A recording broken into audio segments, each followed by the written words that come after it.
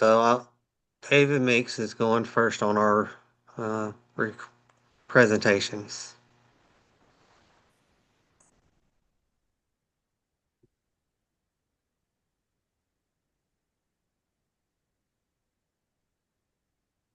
Is everybody ready for the presentation to start? Yes, let's be on. Well, proper baseball pitching mechanics. I done this one because of my son. The coach, he wasn't sure on how to do it, and I have to make sure that some of the pitchers are doing it correctly. Today, the overview that we're going to be going over is the windup, the leg lift, stride, arm action, follow through, and at the end, be drills for improvement.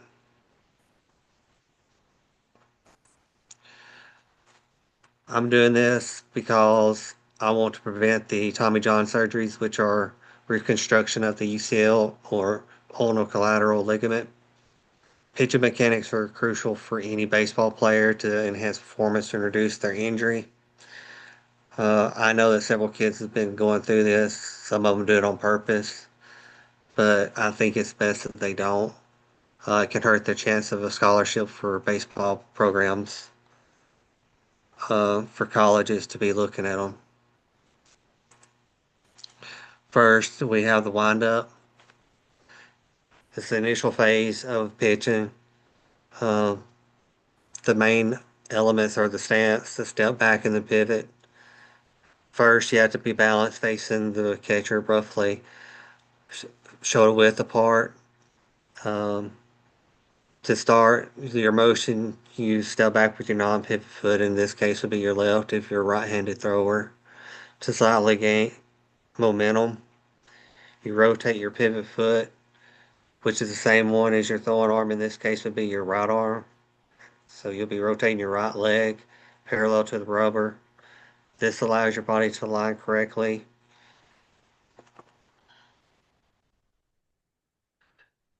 Then we look at the leg lift. The leg lift is crucial for timing and balance.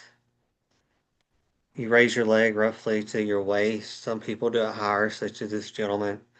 It helps generate power and it helps you maintain balance as you rotate, go through your pitching mechanics. At the balance point or the peak of the lift, your weight should be on your back leg. Again, it helps with timing and control. Next would be the stride motion, which helps transfer from your lower body to your arm. Your stride length, step forward with your lead leg, aiming with the stride length that is approximately your height. Some people do a little bit further. Direction needs to be towards home plate or towards the catcher to improve accuracy, and it keeps your body aligned. Hips and shoulders will be rotating toward the plate as you stride, which helps generate the velocity.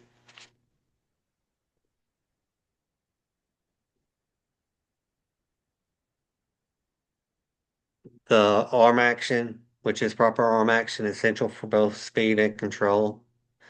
At this point, your foot will plant, your hands will start to separate. Your throwing arm, which be your right arm, will be going back, and your glove arm will be going forward. Your arm path will be a natural circular path, staying relaxed to avoid strain. It should have roughly an L shape or a 90-degree look as shown below. The ball should be released at the optimal point, which is usually when the arm is fully extended towards home plate.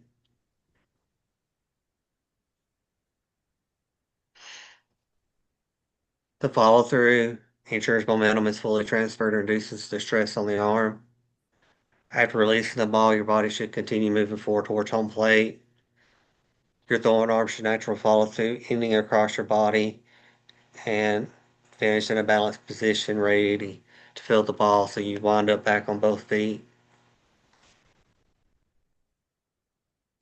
This is the wind up, the leg lift, the stride, the 90-degree angle that I was talking about, and the follow through.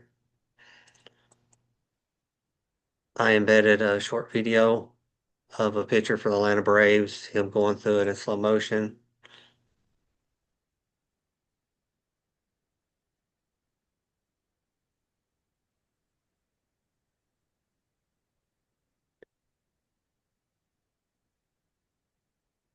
Knows how he goes through each mechanics well, and he follows through with his arm across his body.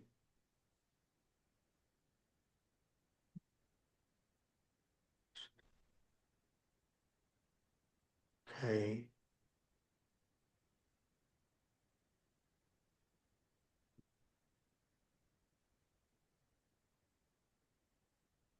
And here's my resources, and thank y'all for tuning in. I'll stop sharing my screen.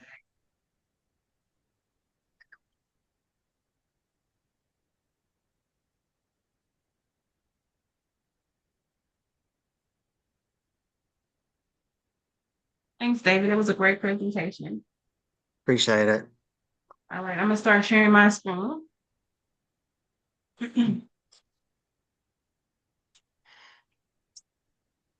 All right, welcome everyone. My name is Portia, and I decided to do my training on job costing and tracking for project managers. I'm going to walk you through a training that will help you improve how to track and review job costs as project managers. This training is based on real world experience and it's something that you can start using right away.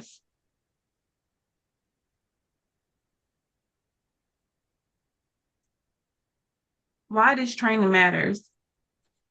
At ABC Cabinets, we've experienced some inconsistencies in how job costs are tracked, especially labor, materials, and subcontractor expenses. These mistakes affect profitability and it delays billing. So this training is going to give the project managers a structured approach to cost tracking, and it will equip them with all the checklists they need. The training objectives are to identify common job consistencies, categorize jobs into labor, materials, and subcontractor expenses, and apply a 3-step checklist to complete weekly job cost reviews. Each of these objectives are designed to be measurable and used right away.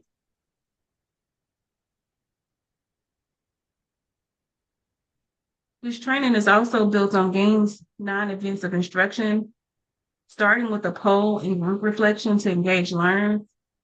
Then I'll present content and model the checklist, and you'll be able to apply the knowledge in a group activity and complete a short quiz. Finally, we'll talk about how to retain and apply this process weekly with support from your supervisor. I incorporated several learning elements. For example, dialogue, education, and change management will guide how we introduce new habits. Liquid elements like coaching and supervisor support will help reinforce this training over time. And radioactive elements like this presentation and real job data can trigger reflection, and we'll be able to apply it. All right, let's talk about what makes up job costs. Job costs consist of labor, materials, subcontractors, and overhead. Understanding how each of these is tracked is a foundation for good tracking.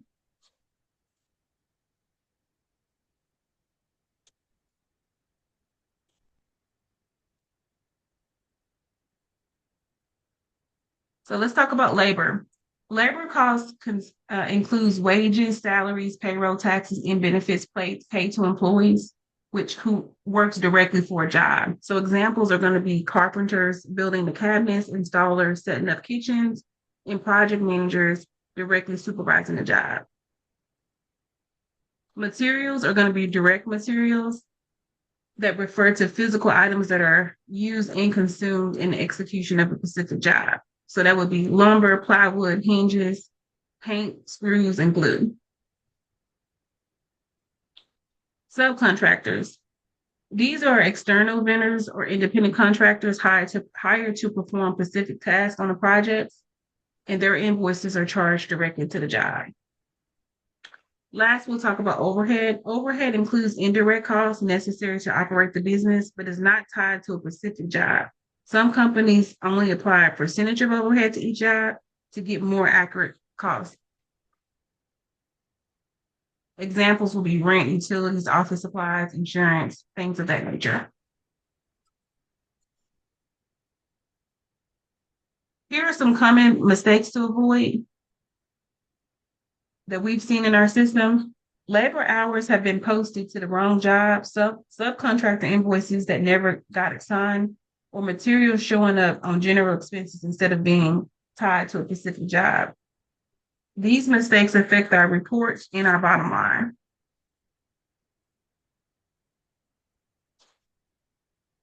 So to make this process better, we started a 3-step review checklist. With this checklist, I want you guys to pull the most recent job cost report, compare actual to estimated budgets, and use your checklist to identify missing or miscategorized items. And we'll walk through the checklist in a group activity.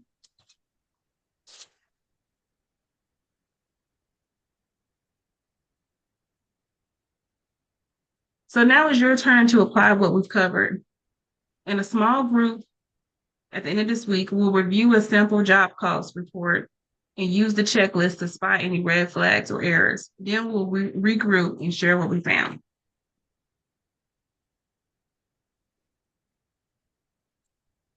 To access your learning, we'll take a 5-question quiz focused on job cost categories and error identification. And then your group performance will be observed using a checklist. I've included the quiz in this Zoom. Bring it up.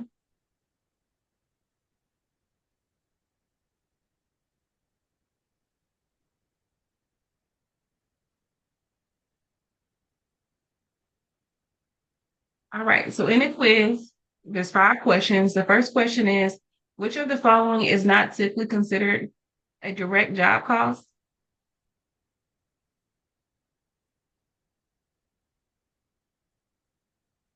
The second question is, if you notice that paint purchased for job 125 was accidentally charged to job 126, what type of error is this? The third question is, which category should include screws, adhesives, and fasteners used on a job?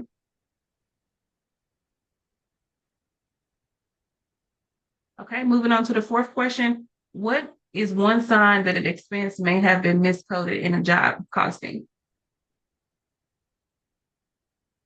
And finally, the last question is, why is it important to correctly categorize costs in job costing?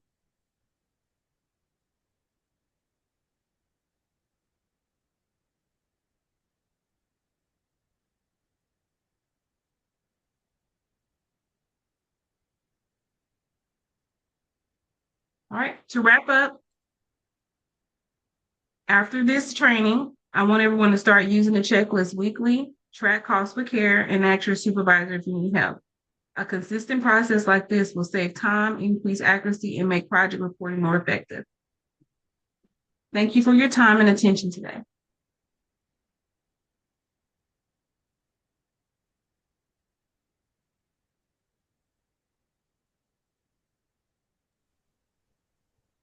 All right, I'm gonna stop sharing my screen.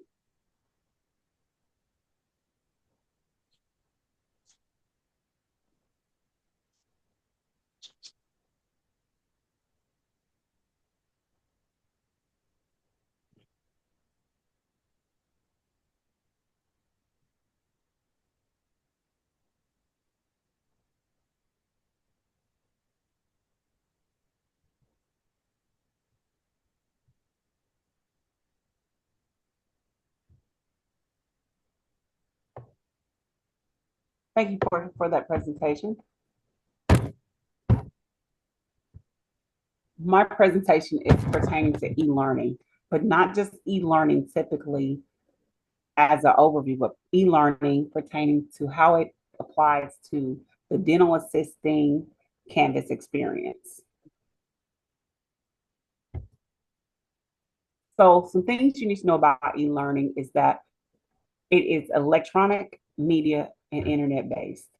It is one of the most essential tools that is being used today, whether it's in the workplace or whether it's in an educational platform.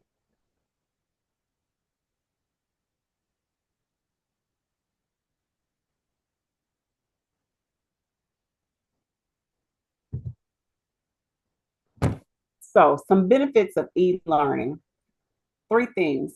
They're flexible and convenient, they're cost effective, and it enhances the learning experience. And let's talk more in depth about them being flexible. As we all are typically adults when we are in college, we experience a lot of times where we have to work or we have families or we have a lot of things going on. Being in an e-learning environment, that gives you an opportunity to work at your own pace in a lot of situations, and you can do the assignments at any time and from anywhere. It's more cost effective because it reduces the overhead of having to be on campus. So it gives you a little bit more flexibility there. It also allows the school and the instructors to size their classes appropriately to accommodate the course that they are teaching. So if I'm teaching a math course, I may be okay with having maybe 25 students. Whereas if I'm working in, for example, the dental field, I might want to go with a lower number to accommodate, to make sure that I can reach every student's needs. Enhancing your learning experience. This is an opportunity that allows you to make it personal. It's more interactive and it improves the way that you learn because you're learning at your own pace and based on how you feel comfortable and in environments that make you feel comfortable. So embedded in this PowerPoint presentation, you will have questions. These questions are to be submitted through Canvas. As I stated, this is a training to help you become more confident in using Canvas to submit answers or to even maneuver through classes, giving you the e-learning experience, but also giving you that independence that is needed. So the first question is, which one is not a benefit of e-learning? A, B, C, or D?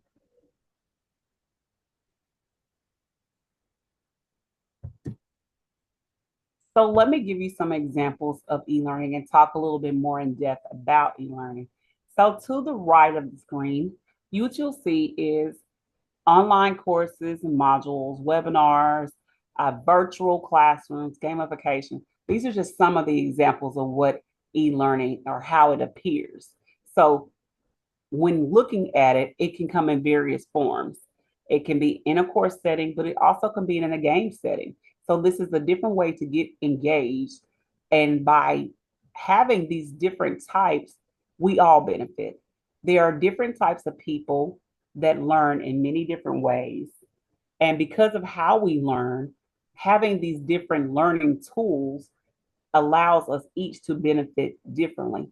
So one assignment may be, hey, we're going to submit this assignment in Canvas, whereas you may have another assignment that says, hey, create an interactive video and then upload it and submit it through Canvas. So what can be gained from it? Again, this is something that you can work at your leisure.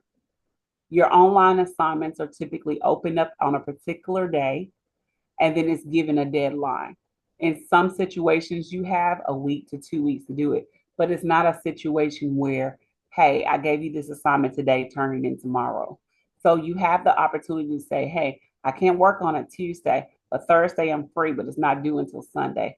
So from that, you gain the independence and the knowledge of being able to control and be more flexible with your lifestyle. So how do we apply it in a demo course? So here I just went through some steps when we're going into Canvas. And I'm going to show you a video where you can go into Canvas and you'll actually see me walk through in the video the exact things I'm telling you now. So the first step is going to be, you're going to log into Canvas. How do I get into Canvas? You're going to log into your school's online portal, and then you're going to click on Canvas. and then you're going to log in appropriately. Typically, you're going to use your student email and whatever password that you have created. Secondly, you're going to select the course. In some cases, you may be taking more than one course, so you're going to select the appropriate course. But then once you go under it, you're going to choose the appropriate tab, whether it's assignment, modules, or syllabus, any of the such. You're going to choose that, and then you will go ahead and apply for whichever assignment you're looking for. So the next question here is, what is the third step in applying e-learning in the dental assisting course? Again, we're submitting all answers to Canvas. Here's the video that I spoke to you about. We're just going to play it. Hello, everyone. As I told you earlier in our presentation that I was showing, this is the video that corresponds to kind of help you have a visual as to what to expect when you are going into Canvas.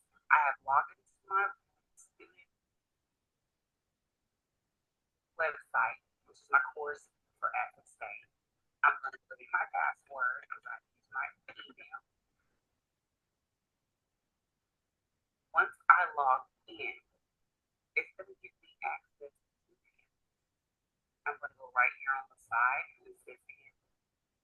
I'm going to put Canvas.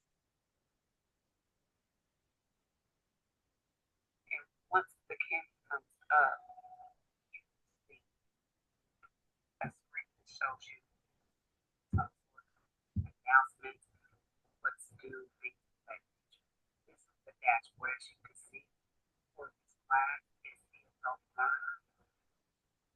So what you would do is go in, and on the side over here, there's courses. Remember, there could be more than one course. So I did have 2 courses. So what you'll see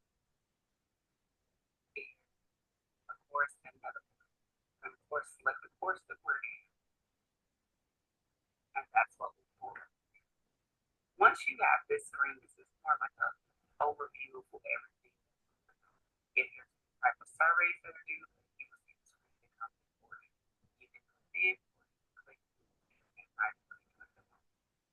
So what you also see to the left is home announcement, your syllabus, discussion, breaks that you can get. Okay.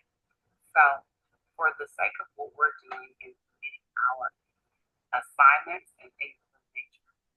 So first way we're going to go into modules.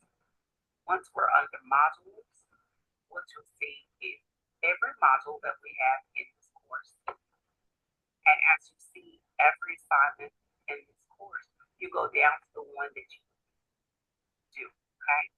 Once you get to the one that you're going to do, which will be in this situation, our final presentation, we'll click on that particular assignment. This gives you everything you need to know about that particular assignment, okay? And even once it's graded, will give you a grade. It tells you your due date, what's expected. It also gives you the rubric as to how it will be graded. Okay? After that, you have a place where you're going to put either your Word document by attaching it, your external links, things of that nature. You can see all those things. So what else can we do here? There are sometimes discussion questions. And this is where you go for your discussions. Click on the discussions, click in, and go from there. If you need to do that, your syllabus, that's where you're going to find at the very beginning everything that you need to do. Okay? So that's just a short video of where to go and how to submit. Okay? So remember, when you submit your answers, you can go into your course and place it in the correct place by locating the correct time.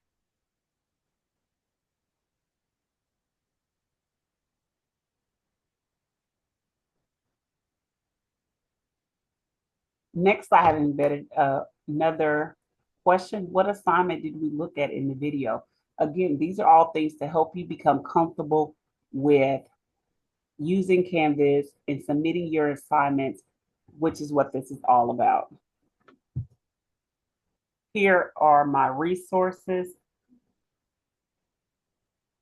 If you have any questions, feel free to email me and let me know. I hope you've learned something from this and understand that e-learning is beneficial for you and those around you, and it makes life just a little bit simpler.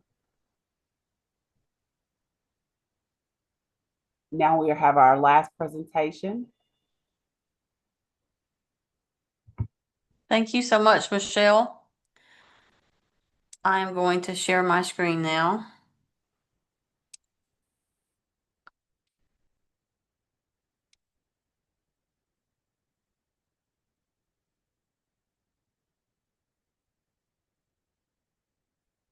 Appreciate your attention. I'm Allison Quinn, and this is my presentation, Mastering the Art of Selling the My Bath and Body Works Rewards Program.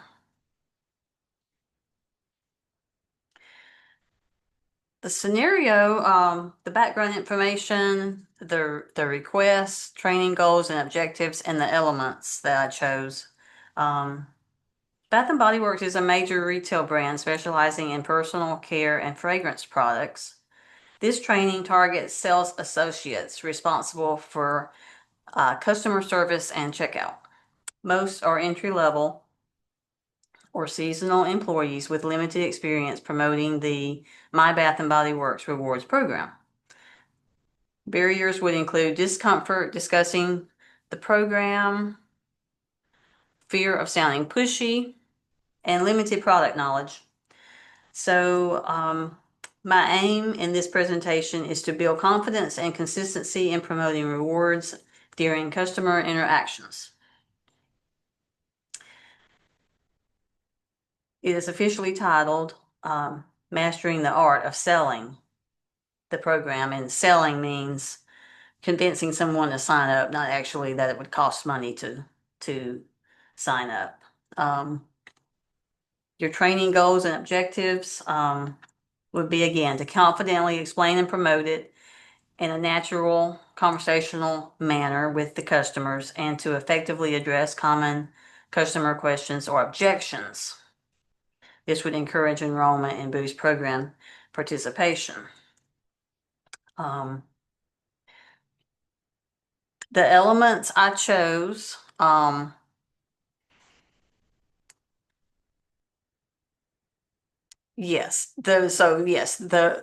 request is to help store associates promote the loyalty program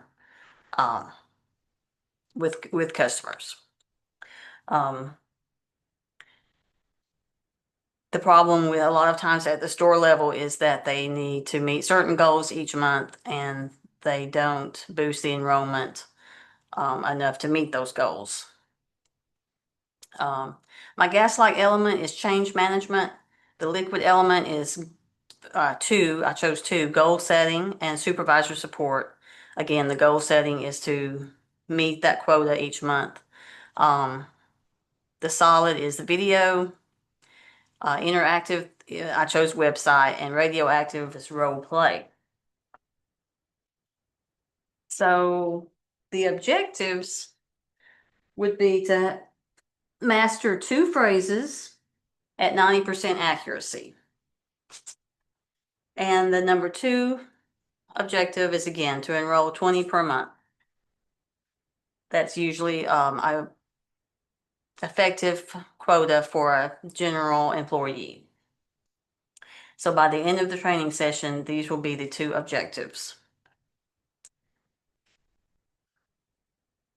With the group of store associates gathered, the engagement would be a fragrance match icebreaker. This would allow the participants to share their name and role and also their favorite fragrance or product from Bath & Body Works and the reason why it's their favorite. This quick icebreaker would help associates connect over shared interests, warm up the group, build comfort, and tie directly into the brand.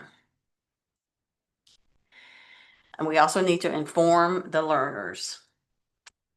So this is a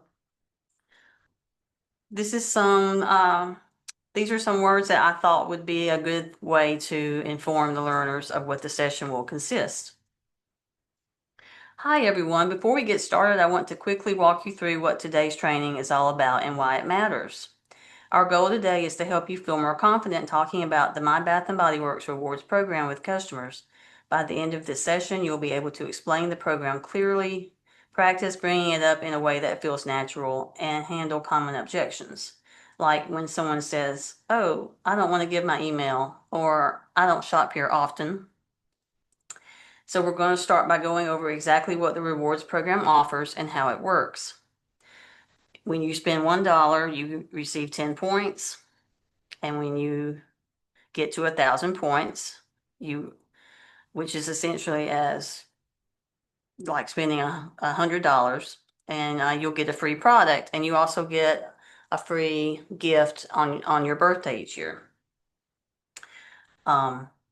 Let's look also at a few simple phrases you can use when you're at the register or helping someone on the floor. Then we'll do a few quick role plays so you can try it out and get comfortable with your own words. This training matters. It helps bring stronger customer relationships to the store. When the customers feel like they're getting something extra, they're more likely to come back. The recall, a lot of the people might have past experiences at other retail jobs. They might have learned from their peers new techniques that would add to the group. This would be about 15 minutes from beginning to end sharing session to explain the vocabulary and the concepts, misconceptions, higher order thinking, and program details from the website. Also, the role playing and the facilitators would observe with checklists.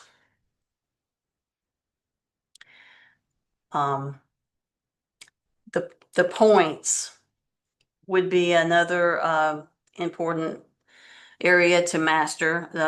The points that goes for the rewards, the signing up, and the exclusive offers. Also, you want to make sure that they realize it's completely free. It's not a credit card. They won't get spam, and it's not hard to use. You just enter your phone number in when you check out. Also, you would like to click on the reward program details that's offered from the website, and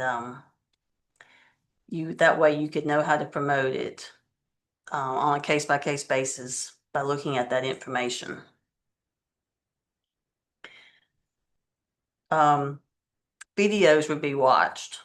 And again, the script would be important to come up with 2 scripts that you're comfortable with and that you could easily recite to a customer.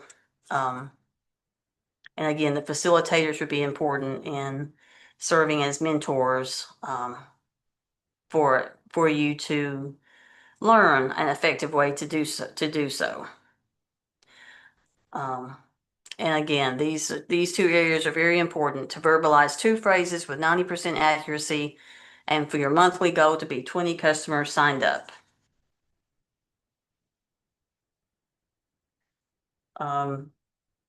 The guidance would be important from the facilitators again. They could gauge the learner understanding, have a checklist that would identify areas of improvement and ensure participants are prepared to apply the skill on the sales floor. A brief group reflection at the end would reinforce key takeaways and build learner confidence. So, as a summary of the training program, it would be important to do some role playing between facilitators and customers. Pretend customers. The associates would pretend to be a customer, and then the peer sharing, feedback, and of course goals are always important to maintain that quota each month. Also,